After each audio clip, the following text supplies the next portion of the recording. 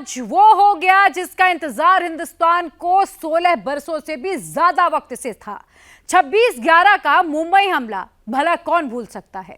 उस हमले की साजिश रचने वालों में से पहला शख्स आज हजारों किलोमीटर दूर से घसीटकर भारत आ चुका है।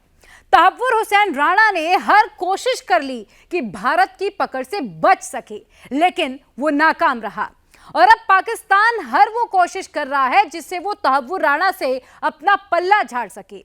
हाफिज सईद, मसूद अजहर और इन जैसे तमाम जो आतंकी सरगनाओं पर पाकिस्तान पर्दा डालने की कोशिश में जुटा हुआ है, क्योंकि उसे ये पता है कि राणा जब मुंह खोलेगा तो क्या होगा।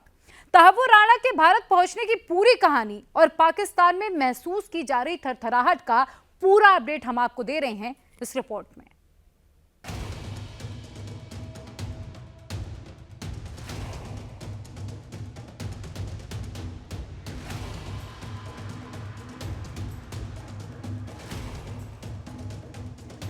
पूरे 16 साल 4 महीने 14 दिन बाद मुंबई हमले के मुख्य साजिशकर्ताओं में से एक को घसीटकर भारत की जमीन पर ले आया गया। इतने लंबे इंतजार के बाद तहव्वुर हुसैन राणा आखिरकार भारत में अपने गुनाहों की सजा भुगतने को तैयार है। शाम 6:22 पर तहव्वुर राणा की फ्लाइट ने दिल्ली में लैंड किया। लश्कर आतंकी को special flight US gulf stream G550 के जरिए भारत लाया गया और पालम एयरपोर्ट से कागजी कार्रवाई के बाद सीधे एनआईए कोर्ट पहुंचा दिया गया। राणा के भारत पहुंचने का खौफ सरहद पार कुछ ऐसा था कि भारत में राणा की फ्लाइट लैंड होने से पहले ही पाकिस्तान से बच निकलने वाले बयान टेक ऑफ होने लगे। Tawwur Rana issue, we have conveyed our position regarding his Canadian nationality. एक बंदा है ही कनेडियन। अब क्वेश्चन ये है कि दो लोग वहां पे जो ऑपरेट कर रहे हैं, जो काम कर रहे हैं, Pakistan is far away from this. Pakistan को लिंक करना कॉन्टिन्यूसली इंडिया की एक मूव है। तहव्वुर राणा अब बोलेगा, सारे राज खोलेगा। जो इसके दूसरे बड़े बड़े किरदार थे जो पाकिस्तान में हैं, उनको मतलब आज तक कोई सजा नहीं मिली, किसी किस्म का कोई लीगल एक्शन लिया नहीं गया सिवाय अमेरिका में। भारत की फॉरेन पॉलिसी एक स्टेप फर्दर आपके खिलाफ जा चुकी है और आपको मजीद दुनिया में एक्सप्लेन करना पड़ेगा कि लश्कर तैयबा क्या है। तहव्वुर राणा के बाद हाफिज मसूद का हिसाब। हाफिज सईद, मसूद अजहर और कई दूसरे लोग, उनकी जान को खतरा है, उनकी माल को खतरा है। ऐसा ना हो कि मोदी जी कहें कि इनको भी भिजवा दो। हाफिज सईद ने जहाज करवाया था, वो एक वक्त था। अब वो पीछे की बातें, अब वो चीज नहीं है कि एक चीज को आप पकड़ ले उसके पीछे आप लग जाए।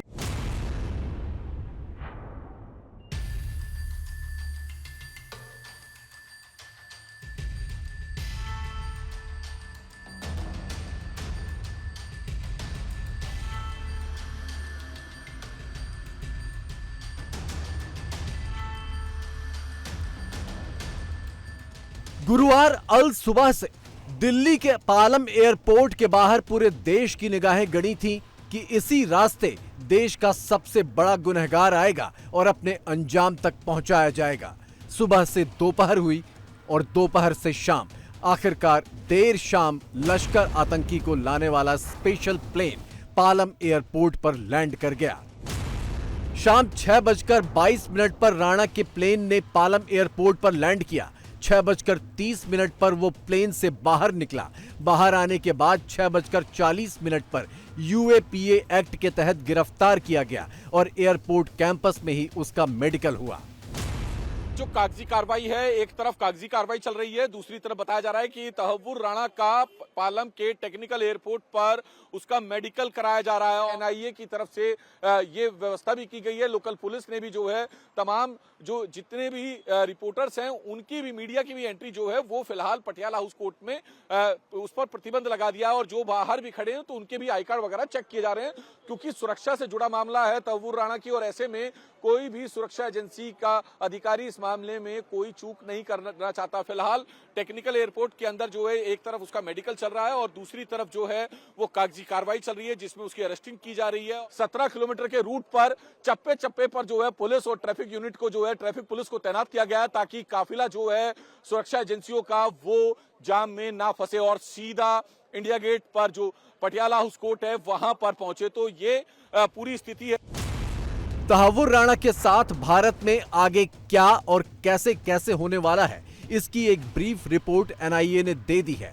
राणा के भारत में पहुंचते ही एनआईए ने तहव्वुर राणा को लेकर यह पहला बयान जारी किया, जिसके मुताबिक तहव्वुर राणा ने डेविड हेडली के साथ मिलकर साजिश की थी। तहव्वुर राणा और हेडली के संबंध लश्कर ए तैयबा और हरकतुल जिहादी इस्लामी से थे। 26/11 के मुंबई हमलों में इन सभी का हाथ था। ये लोग 166 लोगों की हत्या के जिम्मेदार हैं। राणा पर यूएपीए के तहत केस चलेगा। माना ही जा रहा है कि यूएपीए के मामले के अंदर लगभग 1 महीने का रिमांड जो है वो जांच एजेंसी को मिल सकता है। तो रिमांड मिलने के बाद जो तहव्वुर राणा होगा उसको एनआईए हेडक्वार्टर में लेकर जाया जाएगा। तहव्वुर राणा की ऑफिशियल अरेस्टिंग जो है वो बाकायदा जो पालम एयरपोर्ट है वहां पर की गई थी, जैसा कि एनआईए ने ऑफिशियली अपनी प्रेस रिलीज में भी इस बात को बताया है। फोटो अब तहव्वुर राणा का सामने आ चुका है कि किस तरीके से कैदी की ड्रेस में ही उसको हिंदुस्तान लेकर आया गया है। सुरक्षा एजेंसियां, खुफिया एजेंसियां, दिल्ली पुलिस पूरे तरीके से अलर्ट पर है कि सुरक्षा में कोई चूक ना हो, क्योंकि एनएसजी कमांडो, जैसा कि मनीष प्रसाद बता रहे थे कि बाकायदा एनएसजी कमांडो अब जो है तहव्वुर राणा की सुरक्षा के अंदर तैनात किए गए हैं। पहले हम लगातार इस बात को कह रहे थे कि स्वात कमांडो जो है वो उसकी सुरक्षा के अंदर होंगे, तो अभी एनएसजी कमांडो जो कि बिल्कुल वो एक्सपर्ट होते हैं, किसी भी तरीके से अगर कोई भी इस तरीके से कोई हमला करने की कोशिश करता है तो उसमें पूरे तरीके से वो एक्सपर्ट होते हैं। गुरुवार सुबह से नई दिल्ली में इस बात की हलचल थी कि तहव्वुर राणा के पहुंचने के बाद की कार्रवाई कैसी कैसी होगी, तो उधर इस्लामाबाद में इस बात को लेकर माथापच्ची जारी थी कि राणा के दिल्ली पहुंचने से पहले ही कैसे उससे पल्ला झाड़ लिया जाए। और आनन फानन में पाकिस्तान के विदेश मंत्रालय ने अपना रटा रटाया बयान जारी कर दिया। Tahawwur Rana issue, we have conveyed our position regarding his Canadian nationality, and as far as our record indicates, he did not even apply for renewal of his Pakistani origin documents for the last 2 decades. I reiterate position, we will give further updates in due course. ये कोई नई बात नहीं कि राणा कनाडाई नागरिक है। America में उस पर कानूनी कार्रवाई के दौरान ही ये सारी बातें दस्तावेजों में शामिल की गई थी, लेकिन राणा की असल कहानी कनाडाई नागरिक बनने से पहले की है। तहव्वुर राणा और डेविड हेडली पाकिस्तान में स्कूल के दिनों के दोस्त हैं। राणा पाकिस्तानी सेना में बतौर डॉक्टर काम कर चुका है। जल्दी रिटायरमेंट लेकर वो कनाडा में बस गया था और इसके बाद कनाडा से अमेरिका चला गया, लेकिन कनाडा और अमेरिका जाने के बावजूद उसका पाकिस्तान कनेक्शन कभी खत्म नहीं हुआ। इसी दौरान वो लश्कर और हरकतुल जिहादी इस्लामी जैसे आतंकी संगठनों से जुड़ा और 26/11 मुंबई हमले की साजिश में शामिल हुआ। पहले पाकिस्तान आर्मी में भी रहा है और उसके बाद यानी वहां पर डॉक्टर था। लेकिन बात तो सारी ये है कि हम तो मान ही नहीं रहे ना, हम तो कह रहे तो है ही कोई नहीं, हम तो इसको जानते ही नहीं। ये जो है ये तो रिटायर हो गया था। रिटायर होने के बाद जी कोई कहीं चला जाए, हमारी सिटीजनशिप को कैंसिल कर दे, कोई और सिटीजनशिप जो है वो ले ले, उसके बाद वहां पे खुद फटफुट जाए या किसी और को ऐसा करने को कह दे, तो उसमें जी हमारी स्टेट की तो कोई गलती नहीं ना। हम क्या करें, एक के पीछे घूमते रहे। मुझे लगता है कि हमारे यहाँ जो अनमोल रतन बैठे हुए हैं, हाफिज सईद, मसूद अजहर और कई दूसरे लोग, उनकी जान को खतरा है, उनकी माल को खतरा है। ऐसा ना हो कि मोदी जी कहें कि इनको भी भिजवा दो। तो डोनाल्ड ट्रंप ने अगर हमें कह दिया तो आपको तो पहले ही पता है कि मोदी जी के साथ उनकी बड़ी दोस्ती है और इसी दोस्ती की वजह से जो है वो हम ये सब कुछ भुगत रहे। पाकिस्तान को सबसे बड़ा डर यही है कि तहव्वुर राणा के गिरफ्त में आने के बाद भारत पाकिस्तान के बचे खुचे राज भी निकलवा लेगा। मसलन राणा के साथ हमलों की साजिश में आतंकियों के अलावा और कौन कौन था, क्या राणा के सीधे संबंध पाकिस्तानी फौज और आईएसआई से भी थे? राणा, हेडली और हाफिज सईद के बीच का कनेक्शन जोड़ने वाले कौन कौन लोग थे? ये सारे राज अब फाश होने वाले हैं। वो जख्मी थे हमेशा, वो आपको ये कहते रहे कि हमें प्रूफ दें, एलईटी के खिलाफ हाफिज सईद के साथ ये सारा कुछ करें, आपने नहीं किया। तो ये इससे भारत की फॉरेन पॉलिसी एक स्टेप फर्दर आपके खिलाफ जा चुकी और आपको मजीद दुनिया में एक्सप्लेन करना पड़ेगा कि लश्कर तैयबा क्या है, why you are in love with them, why you have created that thing, what is your stand in the world। तो मेरे ख्याल में ये आपकी पहले तो फॉरेन पॉलिसी मौजूद नहीं है, क्योंकि आपकी पॉलिसी वही होती है जहां से डॉलर मिल रहे हो। एलईटी का जो देना है, अच्छा, इस सारे सिलसिले के अंदर जो सारा कुछ हो रहा है दुनिया के अंदर, उसमें पाकिस्तान कहीं भी नहीं। पहले भी आप आइसोलेशन की एक एक्सट्रीम में पहुंच चुके हैं, पहले भी आप। तहव्वुर राणा और उसके जैसे आतंकियों की परछाई से पीछा छुड़ाने के लिए पाकिस्तान जी जान से जोर लगा रहा है, पल्ला झाड़ रहा है, क्योंकि इन्हीं के रहमो करम से वो दुनिया में अलग थलग पड़ चुका है। ठीक इसी तरह 16 साल पहले पाकिस्तान ने अजमल कसाब से भी पीछा छुड़ाने की कोशिश की थी, लेकिन पाकिस्तान की अंदरूनी सियासत और खींचतान ने यह कोशिश भी फ्लॉप कर दी थी। पूर्व पीएम नवाज शरीफ ने खुद कसाब का कबूलनामा करके अपने मुल्क की पोल खोल दी थी। मैंने खुद चेक भी करवाया इसको, वहां उसके गांव के इर्द गिर्द सारे इलाके को कॉर्डन ऑफ कर दिया गया था, काट दिया गया था। उनके माँ बाप को किसी को मिलने की इजाजत नहीं दी गई थी।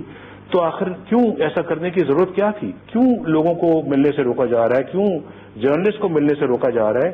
ये सब चीजें इस तरफ निशानदेही करती है मेरे भाई कामरान साहब कि हमें खुद भी अपने घर को सही करने की जरूरत है।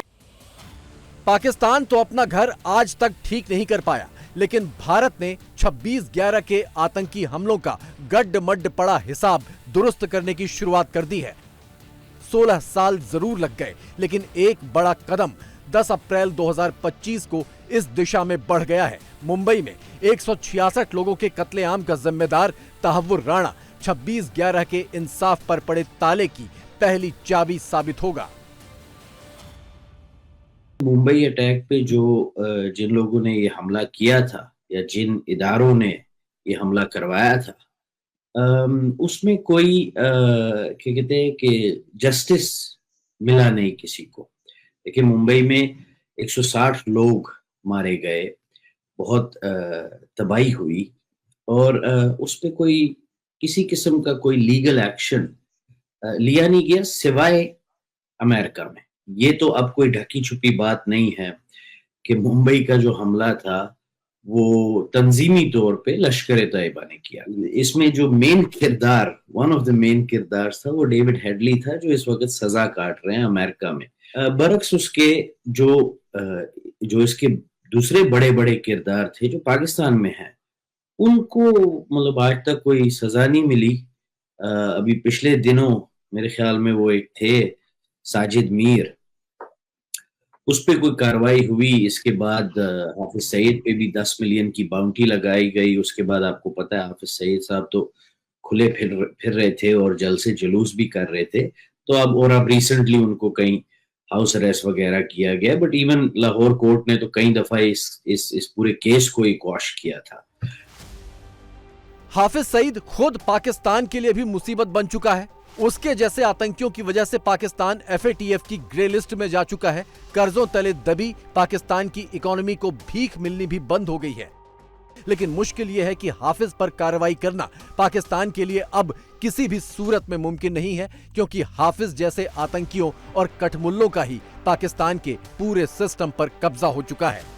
क्या ऐसा हम करें कि इंडिया को जो इशू है मतलब क्रॉस बॉर्डर टेररिज्म का, वहां से हमेशा यही एक मैसेज आता है कि भाई इन चीजों के ऊपर आप कंट्रोल करो, तो हम हमेशा हाजिर हैं ट्रेड के लिए। इस वक्त अगर देखा जाए तो उनको सबसे ज्यादा एतराज जो है वो हाफिज सईद साहब के और इस तरह के दूसरे लोगों के उनके एतराजात हैं। वो अक्सर वो कहते हैं आप सबसे एक तो उनको देखें, आपने कहा हमने उन्हें सजा दे दी, हमने उनको घर में नजरबंद कर दिया, लेकिन उसकी कई वीडियोस मौजूद हैं कि वो लोगों के साथ घूम रहे हैं, वो अंडर पुलिस प्रोटेक्शन है, अदर किसी यूनिफॉर्म एजेंसी उनको प्रोटेक्शन दे रही है, वो सरेआम घूम रहे हैं, जलसों में तकरीरें कर रहे हैं, तो जाहिर उनको तकलीफ होगी।